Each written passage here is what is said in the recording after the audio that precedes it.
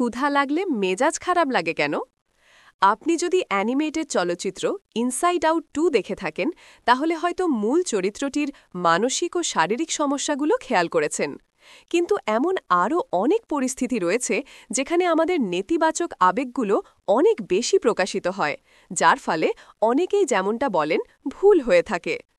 এমন কে আছে যে লম্বা সময় ধরে চলা কোনো মিটিংয়ের কারণে হয়তো দুপুরের খাবারের সময় পেরিয়ে গেলেও খেতে পারেনি বলে সামান্য বিষয় নিয়ে রুক্ষ আচরণ করেনি?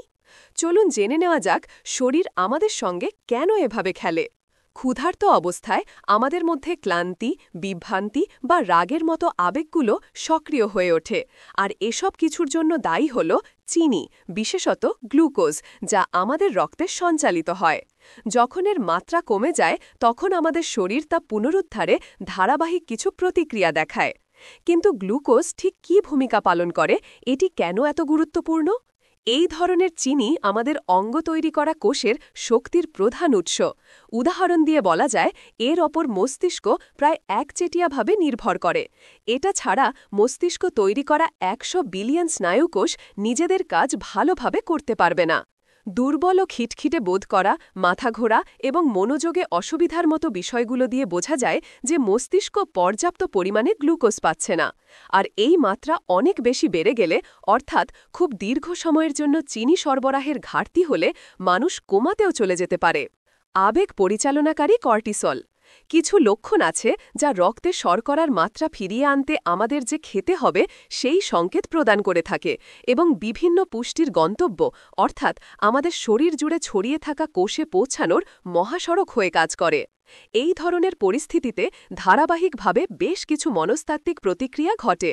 মলিকিউলার পর্যায়ে বিভিন্ন হরমোন নিঃসৃত হয়। এগুলোর একটি গ্রেলিন, যা পাকস্থলীর কোষ থেকে উৎপাদিত হয়ে হজমের প্রক্রিয়ায় কাজ করে। এই প্রাকৃতিক যৌগ ক্ষুধার অনুভূতি সৃষ্টি করে এবং খাবার গ্রহণের মাধ্যমে শরীর শক্তি পাওয়ার বিষয়টি নিশ্চিত করে। কিন্তু আমরা কেন খাচ্ছি না সেই পরিস্থিতি না জেনেই গ্রেলিন সমান্তরালেই পরোক্ষভাবে অ্যাড্রেনাল গ্রন্থি দ্বারা উৎপাদিত চাপ সৃষ্টিকারী কর্টিসলকে উদ্দীপিত করে। রক্তে শর্করার মাত্রা বাড়াতে কর্টিসল গ্লুকোনোজেনেসিস নামে পরিচিত একটি প্রক্রিয়া সৃষ্টি করে। এটি লিভারে সঞ্চিত ফ্যাটি অ্যাসিড এবং প্রোটিনের ভাঙন থেকে গ্লুকোজ উৎপাদনের ওপর নির্ভর করে এবং দ্রুততার সঙ্গে আমাদের শরীরে শক্তি সরবরাহ করে। ক্ষুধার্ত অবস্থায় রক্তে কর্টিসলের উপস্থিতি মস্তিষ্কের কার্যকারিতাকে প্রভাবিত করে, অর্থাৎ অনেকটা পুতুলের মতো খেলায়। এটি ইতিবাচক আবেগ এবং চাপের উপলব্ধির সঙ্গে সম্পর্কিত ডোপামিন এবং সেরোটোনিনের মতো নিউরোট্রান্সমিটারের মাত্রা পরিবর্তন করে। এই সম্মিলিত প্রভাবের ফলেই ক্ষুধার্ত থাকা অবস্থায় স্বাভাবিকের চেয়ে বেশি বিরক্ত বা রাগ লাগে। কেবল মানুষের ক্ষেত্রেই এমন হয় না। জেব্রা ফিশের আচরণ নিয়ে করা এক গবেষণায় দেখা গেছে, ক্ষুধার্ত বোধ করলে এই প্রাণীগুলো আক্রমণাত্মক হয়ে ওঠে। বিবর্তনের কারণে পরিবর্তিত আচরণ। যেমনটি আমরা দেখেছি, আমাদের মেজাজ অনেক জৈব রাসায়নিক মিথস্ক্রিয়ার ফল, আর একটি হরমোন আছে যে এর প্রধান চরিত্র। এ নিয়ে আমরা এখনও কথা বলিনি। আপনি সম্ভবত আপনার জীবনের কোনো ক্ষেত্রে এটি নিয়ে শুনেছেন, বিশেষ করে মারাত্মক খেলাধুলার ক্ষেত্রে। আপনি ঠিক অনুমান করেছেন, এর নাম অ্যাড্রেনালিন।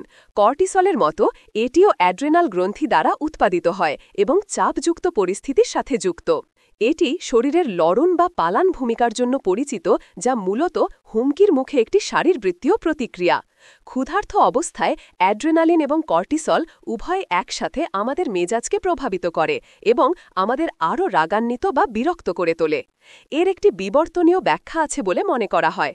খাদ্য ঘাটতি থেকে বাঁচার জন্য বা এভাবে সেই সব সম্পদের জন্য প্রতিদ্বন্দ্বীদের সাথে প্রতিযোগিতা করার জন্য সেই সময়কার শিকারী বা খাবার সংগ্রহকারীদের জন্য আক্রমণাত্মক হওয়া সুবিধাজনক ছিল।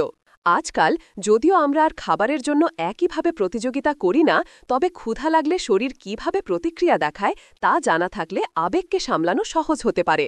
আপনি যদি রাগান্বিত বা বিরক্ত বোধ করতে শুরু করেন, তাহলে মনে রাখবেন এটি না খেয়ে থাকার কারণে হতে পারে। নিজের সঙ্গে স্বাস্থ্যকর খাবার রাখা কেবল শক্তিই যোগাবে না, এটি আপনাকে আরও ভারসাম্যপূর্ণ মেজাজে রাখতেও সহায়তা করে। তাহলে আজ থেকে ক্ষুধার কারণে হিতাহিত জ্ঞান হারানোর আগেই হালকা কিছু বানানো শুরু করলে কেমন হয়? Lilia Kazantseva biomedical research institute of মালাগার (IBIM) এর একজন বৈজ্ঞানিক গবেষক। এই নিবেদনটি মূলত দ্য কনভারসেশনে প্রকাশিত হয়েছিল এবং ক্রিয়েটিভ কমন্স লাইসেন্সের অধীনে বিবিসি মুন্ডোতে প্রকাশিত হয়েছে। মূল সংশোধন এখানে পড়তে পারেন। গ্রন্থায়ন অধ্যক্ষ মহসিন আলী আঙ্গুর, সম্পাদক ও প্রকাশক মুজিবনগর খবর.com, মেহেরপুর।